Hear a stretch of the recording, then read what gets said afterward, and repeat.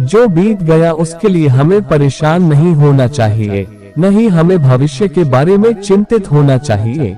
विवेकी पुरुष केवल वर्तमान क्षण से निपटते हैं। सांप के दांत में, मक्खी के मुंह में और बिच्छू के दंत में जहर होता है, परंतु दुष्ट मनुष्य इससे अतृप्त है। जब तक आपका शरीर स्वस्थ और नियंत्रण में है और मृत्यु दूर है, अपनी आत्मा को बचाने का प्रयास करें। जब मृत्यु निकट हो तो तुम क्या कर सकते हो? वह जो हमारे मन में रहता है वह निकट है, हालांकि वह वास्तव में दूर हो सकता है, लेकिन जो हमारे दिल में नहीं है वह दूर है, भले ही वह वास्तव में पास हो। नैतिक उत्कृष्टता व्यक्तिगत सुंदरता के लिए एक आभूषण है, धर्मी आचरण उच्च जन्म के लिए, सीखने में सफलता और धन के लिए उचित खर्च। किसी व्यक्ति की उत्पत्ति का अनुमान उसके व्यवहार से, उसके मूल स्थान का उसके स्वर से और उसके भोजन के सेवन का अनुमान उसके पेट के आकार से लगाया जा सकता है। पृथ्वी सत्य की शक्ति द्वारा समर्थित है। ये सत्य की शक्ति है जो सूर्य को चमकाती है और हवा चलती है।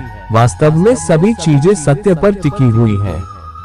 अपने व्यवहार में बहुत ईमानदार न हो, क्योंकि जंगल में जाकर आप देखेंगे कि सीधे पेड़ कट जाते हैं और टेढ़े खड़े रह जाते हैं। हमें सदैव वही बोलना चाहिए जो उस व्यक्ति को प्रसन्न करे जिससे हम कृपा की अपेक्षा रखते हैं। जैसे शिकारी जब हिरण को मारने की इच्छा करता है तो वह मधुर गीत गाता है।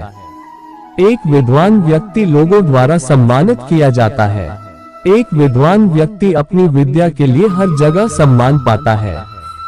वास्तव में विद्या का सर्वत्र आदर होता है। जो मनुष्य सभी प्राणियों के लिए दया और करुणा रखता है वह निश्चित रूप से धार्मिक है।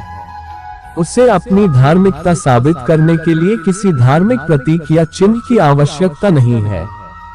जहाँ ये 5 व्यक्ति न हो, वहाँ एक भी दिन न रुके। एक धनी व्यक्ति, एक वैदिक विद्या में पारंगत ब्राह्मण, एक राजा, एक नदी और एक वैद्य। वह जो नाशवान के लिए जो अविनाशी है उसे त्याग देता है, जो अविनाशी है उसे खो देता है, और निस्संदेह उसे खो देता है जो नाशवान भी है। मनुष्य अकेला पैदा होता है और अकेला ही मरता है, और वह अपने कर्मों के अच्छे और बुरे परिणामों को अकेले ही भोगता है, और वह अकेला ही नरक या परमधाम जाता है।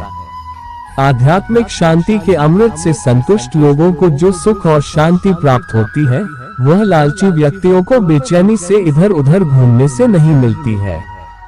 ब्राह्मण की ताकत उसकी विद्या में है, एक राजा की ताकत उसकी सेना में है, एक वैश्य की ताकत उसके धन में है और एक शूद्र की ताकत उसकी सेवा के दृष्टिकोण में है।